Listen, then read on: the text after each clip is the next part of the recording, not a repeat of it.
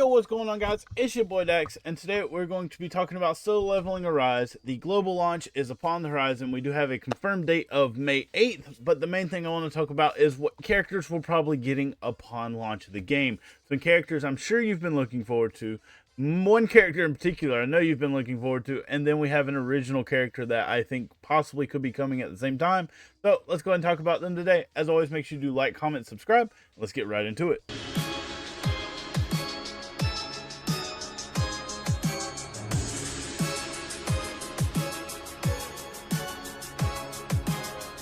All of the information I'll be telling you today is coming from Alpha Leaker on Twitter. Definitely advise you go check them out. They post a lot of leaked content from stuff coming out for Solo Leveling Arise. They used to do other stuff, but now they've been kind of focused more towards this. So we're going to talk about our girl, Cha Hae-in, the girl I know you all have been simping for. You're waiting for her to come out. You want her to come out. I know I personally have been saving everything I have not to summon for some of the characters that have come out, especially the first character that dropped. I wanted to summon for him, but I knew she was coming, and I'm not a huge whale. I don't have money like that, so we have been saving for her as much as we could, while still spending what we had to kind of progress as much as we could. So let's go ahead and go over the things that are coming with her. Now, I do want to note that the stats, do not look at the stats, and do not look at any percentage increases, as at the moment they are possible to change, and the stats are mostly just placeholders. So do not take any account into what you will see on the screen for her stats, because those are just placeholders. They're not locked in.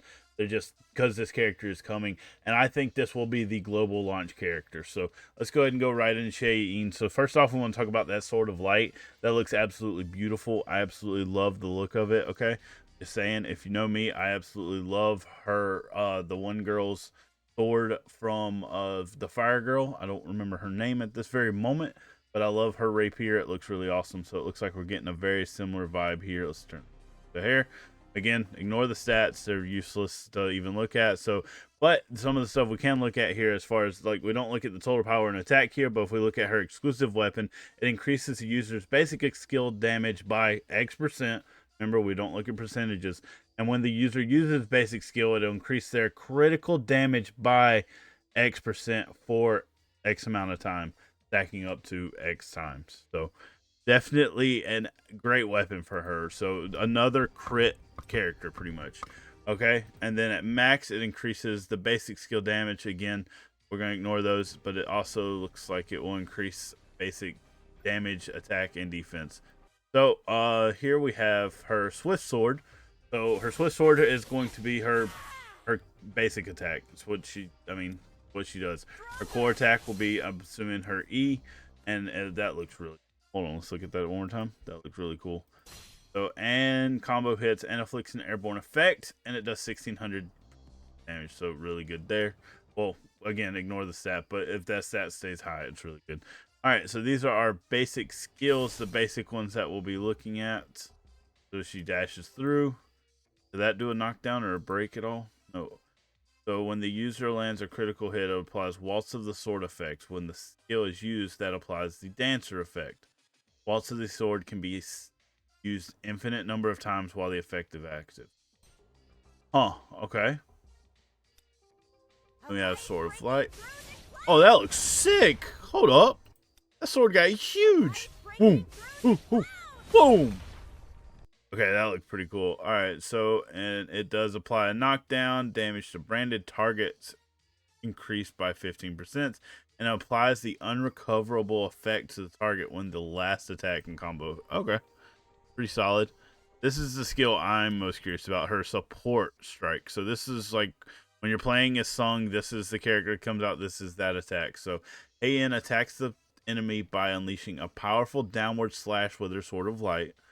So it deals light damage, applies a knockdown. When the skill hit, it applies the unrecoverable and brand effects. Unrecoverable target is unable to recover HP for 30 seconds. Oh, that is really, really good. And increases critical hit rate and critical hit damage by 12% to targets hit by this skill. She just pairs perfectly with Sung right now. Holy crap. All right, and then Hae-in approaches the enemy quickly and launches them into there. So if you switch in her, that's her quick time event. Fantastic. And then light at the end. This is her ultimate. All right, here we go. That was beautiful. It just had a very nice, crisp effect. I love how she makes her sword so much bigger. Oh, that looks real.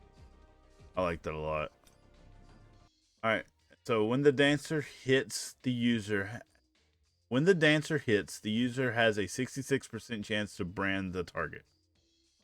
That is absolutely great. So increases the number of the dancer effects dances stacked up to 5 times. Increase the user's critical hit rate by 2. Oh, she is so good for critting. You only get 1 chance. Holy crap. I wonder what she scales by, though. Did it ever say what her scaling was? Did it? So it's by her attack. So she scales by her attack, as you can see here, of user's attack. User's attack. Sometimes it'll say HP percentage. Sometimes it'll say defense. I don't think it's ever said defense life. But it scales by a certain amount. Usually it's attack or... Actually, there are some that do say defense. Or, so, solid character. She is a must summon. Based on what I'm seeing here, she is a must summon, a day 1 summon. You summon her and you get her. She pairs perfectly with Sung.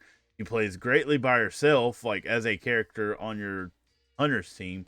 I think she will be absolutely phenomenal. So definitely summon her.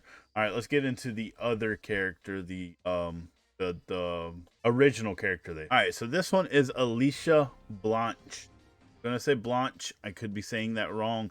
She is the Witch of the Snowstorm. She looks really awesome. Oh, do her legs ever end? Okay, I'm sorry. Excuse me for that, but her legs are long. Okay. She is a water type, so that's actually great because currently we have one SSR water type, and that is the tank. So this is going to be really good. I hope she's on the same banner, but something tells me she's going to end up being on the other banner because that's how they do things every time.